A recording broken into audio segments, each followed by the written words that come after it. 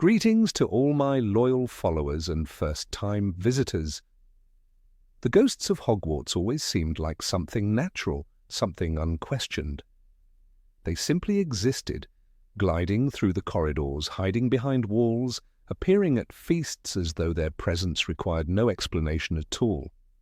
But the films never told us why exactly they remained at the castle. Where did they come from?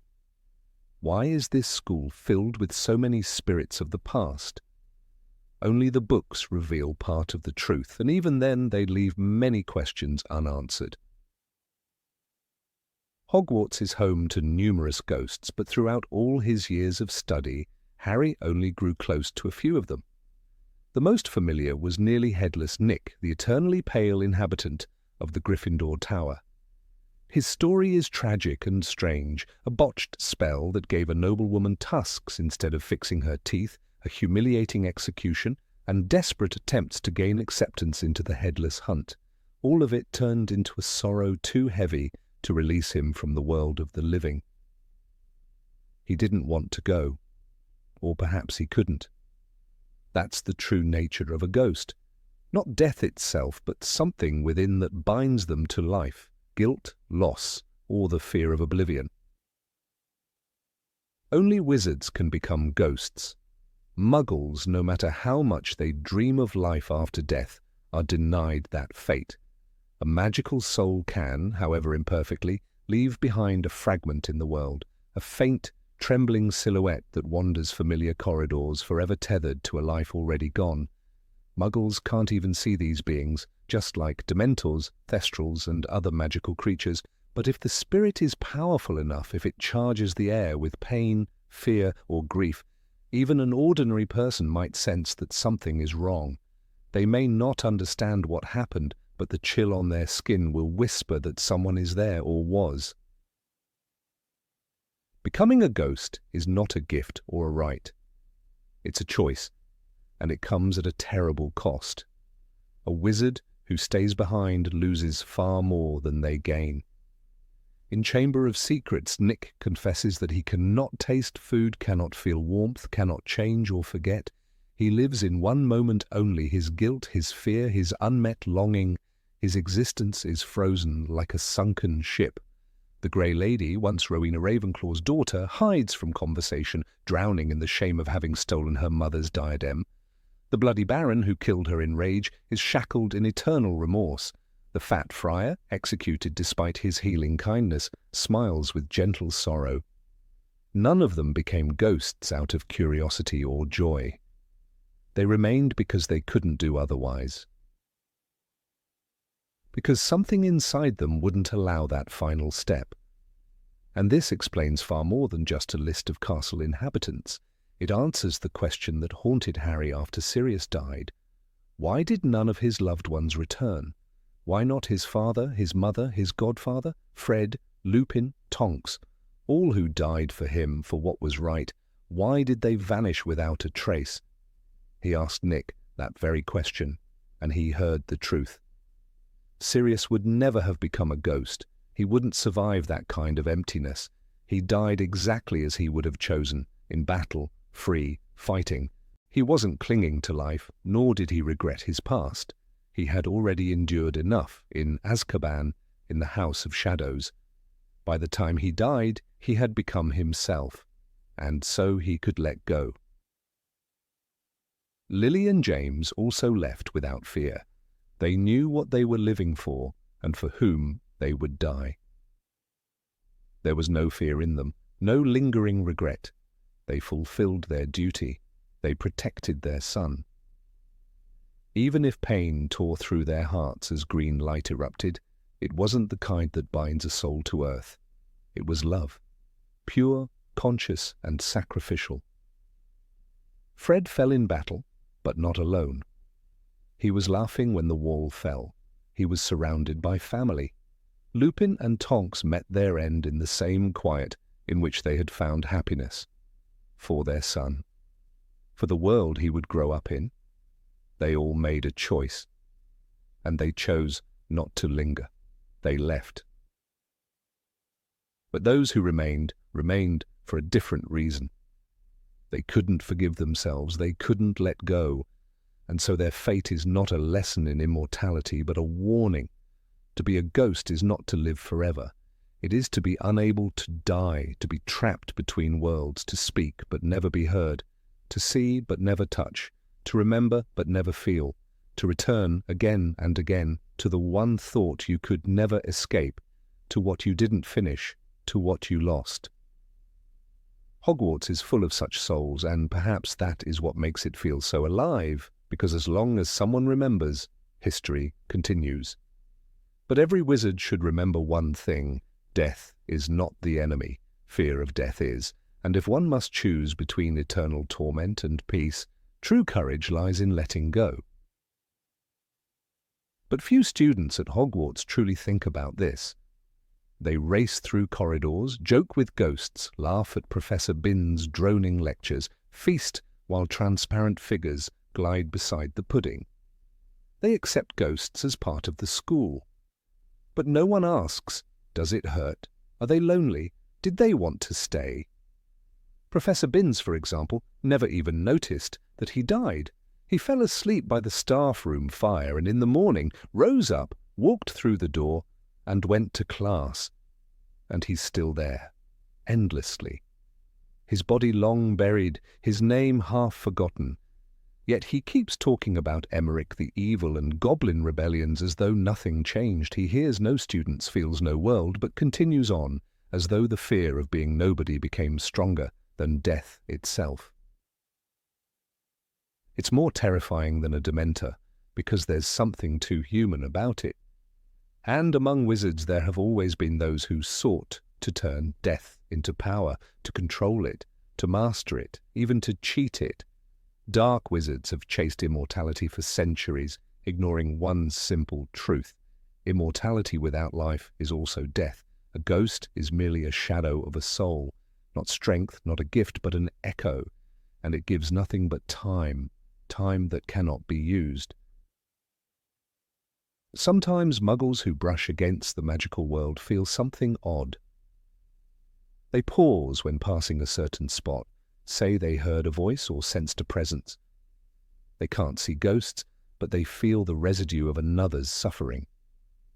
Especially at Hogwarts, where time doesn't move quite straight. Here, the walls remember. Even magic speaks more softly, as though giving way to memory. And one cannot forget Peeves, translucent, untouchable, forever slipping through attention. Not an official ghost. No one knows where he came from, how he died, or why he haunts the castle, but he's there, knocking on walls, throwing objects, laughing without reason, and it terrifies, because he is not like the others. He doesn't speak, doesn't explain, doesn't mourn. He is a warning, even the afterlife can break. A ghost's existence is neither life nor death.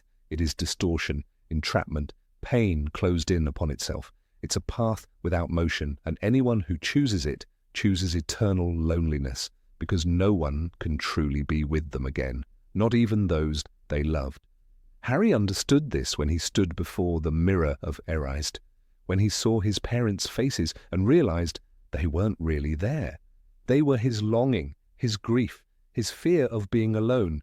The same happens to ghosts. They are their own mirrors, reflecting only what they couldn't leave behind. But the wizarding world teaches this: everything is in your hands. Magic is will, directed by the spirit. And death, too, requires will. To leave is to let go, and to let go you must be strong. Strong enough not to cling to what's already gone. Strong enough to trust the unknown. That's why, among the hundreds who perished in the Battle of Hogwarts, almost none became ghosts. Yes, there was fear, pain, horror. But there was also choice. The choice to remain true to oneself until the end. To die for what you love. To die and not regret it. Harry, standing among the ruins of the castle, amid shattered walls and fallen bodies, could feel the silence, frightening yet filled with light. It was not emptiness, it was fullness. Those who had passed were here, Not as ghosts, but as warriors, as parents, as friends. You didn't need to see them to remember them. And those who remained, who wandered between floors and halls, who still whispered their names, their mistakes, their endless apologies, they were the reminder. Not of eternal life, but of the cost of fear. Sometimes, deep at night, when the castle was wrapped in stillness, and even the portraits slept within their frames, a soft rustling echoed in the corridors. It wasn't the wind. There are no random drafts in Hogwarts. It was the sound of footsteps from those who never left. Harry remembered those sounds. He would wake in the dormitory, listening, and feel it. Someone was near. Someone was still here. Not evil, not dangerous, just forgotten, or afraid of being forgotten. He often thought of the Grey Lady. After learning who she truly was, Helena, the daughter of Rowena Ravenclaw, a runaway, a thief, a soul twisted by guilt, he saw her differently. She didn't speak much, but in her silence there was more than in any confession. Her gaze, cold and piercing, wasn't judgmental. It was mournful. And Harry understood then, not everything can be fixed, not everything can be returned, and not everything is meant to stay. One day, during a quiet patrol through the castle long after the war, he saw nearly headless Nick again. The ghost was floating just above the floor, muttering softly about the headless hunt, about a new attempt to be accepted. Harry stopped and listened, and he felt a strange ache, not for Nick, but for all of them, for those who had become memories but never history, for those whose emotions had hardened like amber. "Nick," he asked softly, "do you ever wish you could leave?" The ghost turned around. His eyes were as transparent as ice, but a flicker of surprise passed through them. He was silent for a long time. Then his lips moved. I don't know, Harry. I've been here so long. I'm afraid it might be empty there." "But isn't it empty here?" Harry asked. Nick didn't respond. He simply drifted forward, vanishing into the stone wall. Harry stood there watching him go, and once again he understood. Being a ghost isn't about death. It's about the inability to forgive yourself, others, fate. It's about an eternal what if. And the worst part is, you can never run from it. You must stare your mistake in the face forever. When someone died at Hogwarts, the students no longer asked, "Will they come back?" They knew if they did return, it wasn't a gift. It was a mark of pain, unbearable and endless. And when the morning sun rose over the castle, gilding the towers, there were no shadows in its light. Because those who truly passed on were free. And that was the truest kind of magic. Sometimes, in those rare moments when Harry returned to the school, not as a student, not as a hero, but as someone whose life had once been saved there, he retraced the old paths. He looked at the staircases, the suits of armor, the scorched patches of floor where the final battle had raged. He would pause outside the closed door of the History of Magic classroom and wonder, was Professor Binns still in there, still lecturing, still unaware that he was gone? More than anything, Harry wished that one day someone would open that door and find it empty, that the ghost had finally let himself die. But that never happened. The ghosts of Hogwarts were never frightening. They were tragic. And that was their lesson. Even in a world full of magic, some things remain unchanged. Fear, guilt, regret, they are stronger than any spell. And only love, forgiveness, and the courage to leave can break those chains. Harry never forgot that, and so when his son once asked, "Dad, if I die, will I become a ghost?" he knelt down in front of him, looked him in the eyes, and answered, "Only if you can't let go." "And if I do?" Harry smiled and pulled him into a hug. "Then you'll be free." They stood in the corridor between two classrooms, Harry and his younger son, Albus. The castle seemed to be listening to their conversation. Portraits held their breath. The walls whispered faint echoes of the past. Harry knew Hogwarts was not just a building. It was a living being where past and present walked side by side, sometimes unable to tell who was dead and who was still breathing. Albus held his defense against the dark arts textbook tightly. His eyes were full of questions he didn't yet know how to ask. He reminded Harry of himself at that age, not in appearance, but deep inside.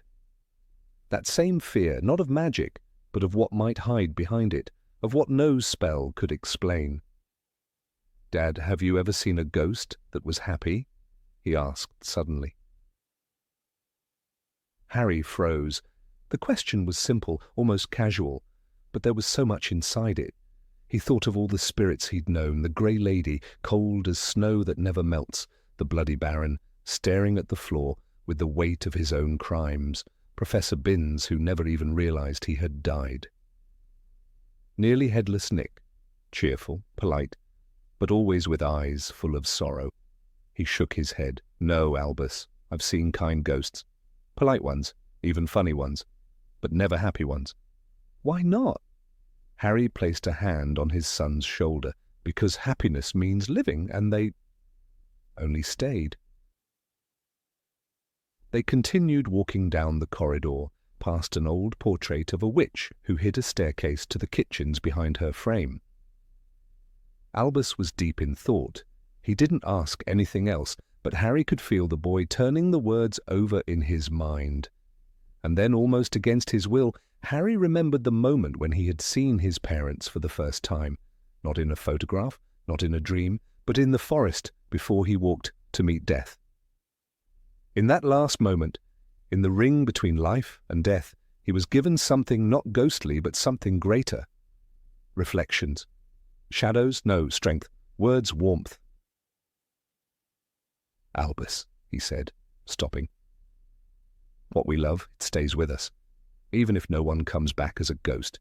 Real memory isn't a figure wandering the castle. It's the choices we make every day because they taught us to be better." Albus nodded. He didn't understand everything, not yet. But he remembered, and that was enough to begin. Later, in the great hall, as the evening light streamed through the stained glass and stars shimmered on the ceiling, Harry watched the students. Some were laughing, some arguing, some eating as if they'd never known pain. Above it all floated translucent shadows, the fat friar smiling kindly at a Hufflepuff, the Grey Lady gliding silently past, her eyes turned inward. But Harry knew. They weren't part of the feast. They were its reminder. Live, choose, love, forgive, and don't be afraid to go when the time comes. He looked up at Dumbledore's portrait. The old headmaster winked at him just as he once had. Harry raised his goblet of pumpkin juice, smiled to himself and whispered, "To those who left, and to those who stayed to live."